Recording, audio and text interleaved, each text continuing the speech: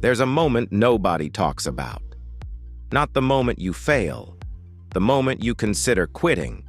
Because quitting doesn't happen all at once. It happens quietly, when you're tired, when you feel stupid, when effort stops feeling worth it. Thomas Edison once said, "Our greatest weakness lies in giving up. The most certain way to succeed is always to try just one more time." Today, we're not going to worship struggle. We're going to analyze the psychology of persistence, so you can stop relying on motivation and start relying on a system.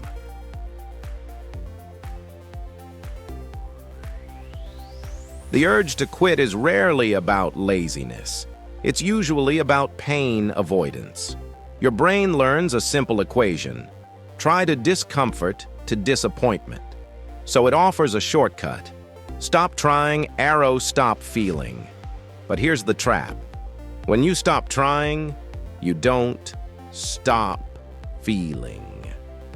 You just trade effort pain for regret pain.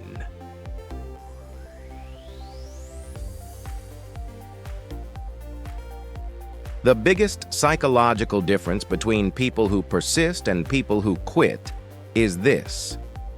They don't treat failure as a verdict. They treat it as information. Failure answers one question: what doesn't work yet? It does not answer, who am I as a person?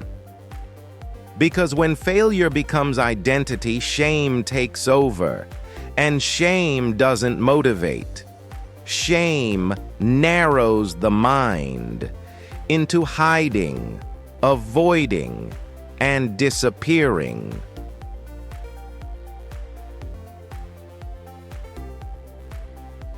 One more time works because it reduces threat.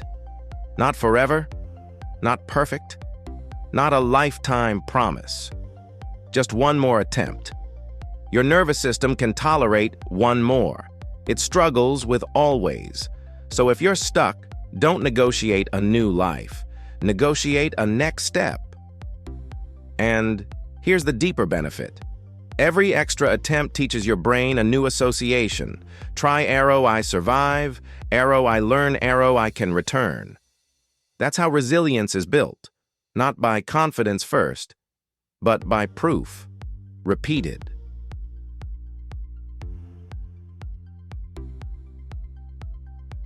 Most people fail because they demand a dramatic comeback. But psychology is brutally simple. Small wins create momentum. If you can't do an hour, do 10 minutes. If you can't do 10, do 2. If you can't do 2, open the document. Stand in the doorway of the task.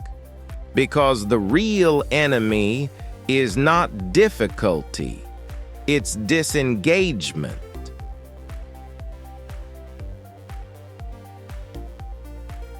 Let's name the spiral. You try. It doesn't work. You feel embarrassed. Then you attack yourself. Then you avoid. Then the gap grows, and the gap becomes proof you're incapable. But the truth is, avoidance is not proof of inability. Avoidance is proof of emotional overload. So the goal isn't to be tougher. The goal is to be kinder and more precise. To say, I'm overwhelmed, so I will return in a smaller way.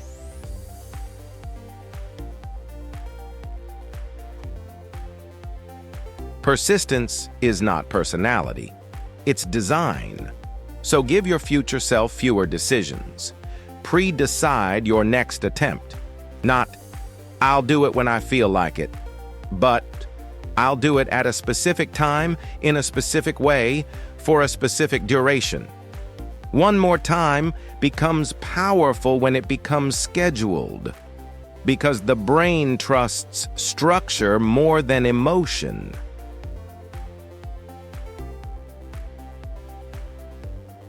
A psychologist's honesty. Sometimes the bravest one more time is not another push, it's recovery. If you're depleted, your next attempt won't be learning, it will be punishment. So, one more time can mean one more night of sleep, one more honest conversation, one more step toward support.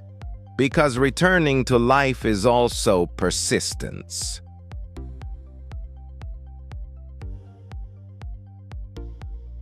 Edison's quote isn't telling you to suffer endlessly. It's reminding you that the most dangerous moment is the moment you stop returning. You don't need to be fearless. You just need to be someone who comes back.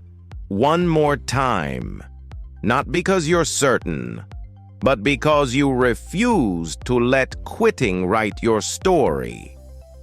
If this spoke to you, share it with someone who's close to quitting. And if you want, leave a comment. Where do I need to try one more time?